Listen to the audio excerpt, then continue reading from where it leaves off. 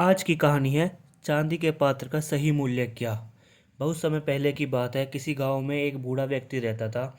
उसके दो बेटे थे। बूढ़ा वस्तुओं को उपयोग करने के मामले में कंजूस था और उन्हें बचा बचा कर उपयोग किया करता था।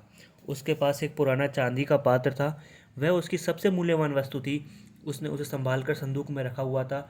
उसने सोचा था कि कोई अवसर आने पर ही उसका उपयोग करूँगा। एक दिन उसके घर एक संत आया।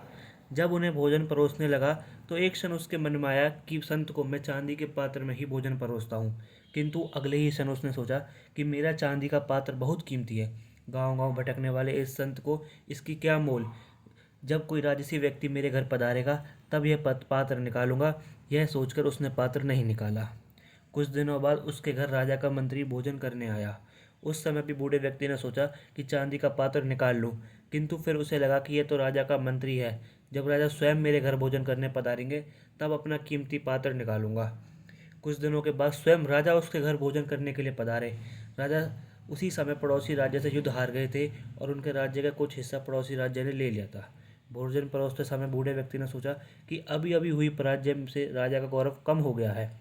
मेरे पात्र में किसी गौरवशाली व्यक्ति को ही भोजन करना चाहिए। इसलिए उसने चांदी का पात्र नहीं निकाला। इस तरह उसका पात्र बिना उपयोग का पड़ा रहा। एक दिन बूढ़े व्यक्ति की मृत्यु हो गई। उसकी मृत्यु के बाद उसके बेटे ने उसका संदूक खोला।